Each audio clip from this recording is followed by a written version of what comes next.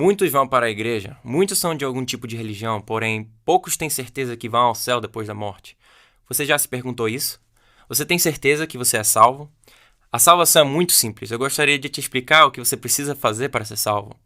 Primeiro, você precisa entender que somos todos pecadores, porque a Bíblia fala em Romanos 3:23, porque todos pecaram e estão destituídos da glória de Deus. A Bíblia também explica o que é o pecado em 1 João 3:4 diz: qualquer que comete pecado também transgride a lei, porque o pecado é transgressão da lei. A Bíblia tem mais de 600 mandamentos, como não assassinarás, não darás falso testemunho contra o teu próximo, não furtarás. E se desobedecemos um desses mandamentos, nós estamos pecando.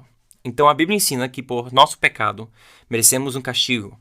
Em Romanos 6:23 diz: porque o salário do pecado é a morte. Isso não se refere somente da morte física no cemitério, mas a Bíblia ensina que também merecemos a segunda morte. Em Apocalipse 20:14 diz: e a morte e o inferno foram lançados no lago de fogo. Esta é a segunda morte. A segunda morte é um lugar que se chama o lago de fogo. A Bíblia também nos diz quem merece ir para este lago de fogo. Apocalipse 21:8 diz: mas os medrosos e os incrédulos e os abomináveis e assassinos e devassos e feiticeiros e idólatras e todos os mentirosos terão a sua parte no lago que arde com fogo e enxofre, que é a segunda morte. Perceba que a Bíblia fala que todos os mentirosos terão a sua parte no lago de fogo. Eu já menti, você também já mentiu. Todos nós somos mentirosos, então todos nós merecemos o lago de fogo. Segundo, precisamos entender a nossa necessidade de um Salvador. Por isso a Bíblia diz que Cristo Jesus veio ao mundo para salvar pecadores. A Bíblia ensina que Deus é três pessoas, o Pai, o Filho e o Espírito Santo. E a Bíblia ensina que o Pai enviou o Filho para ser o Salvador do mundo. Ele nasceu de uma virgem e seu nome era Jesus.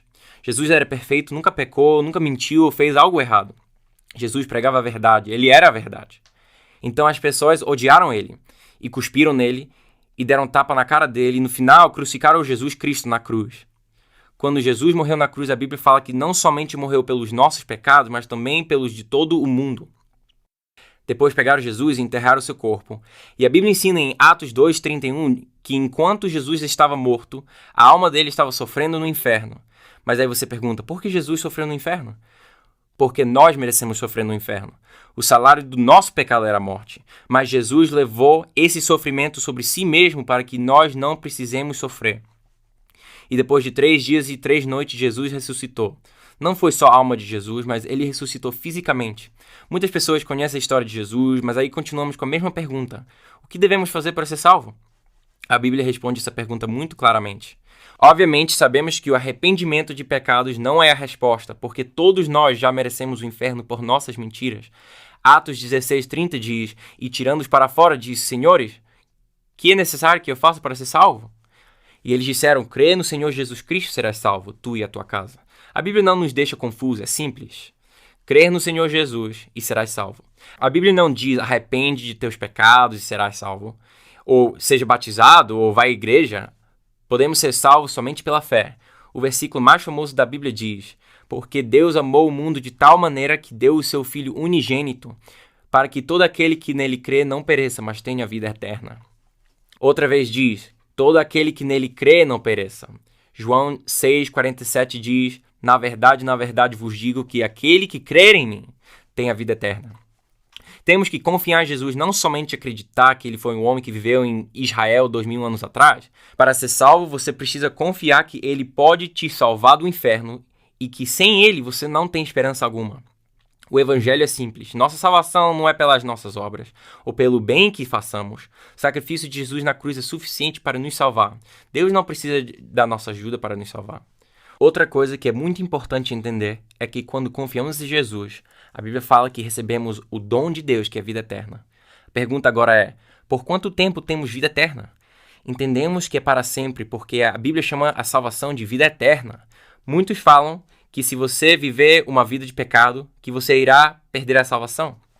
Esta doutrina não é ensinada na Bíblia, porque a vida é eterna.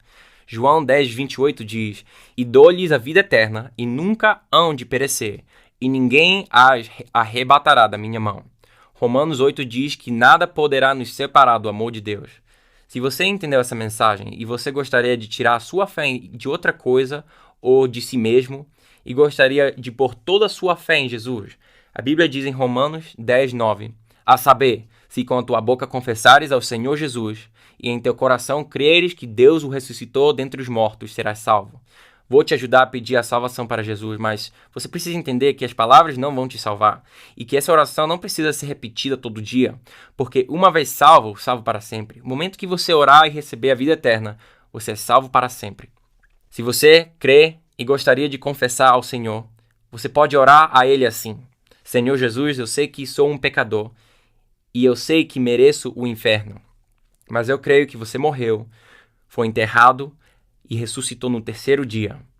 Ponho toda a minha confiança em Ti, para que eu possa ter a vida eterna. Por favor, me salve. Amém.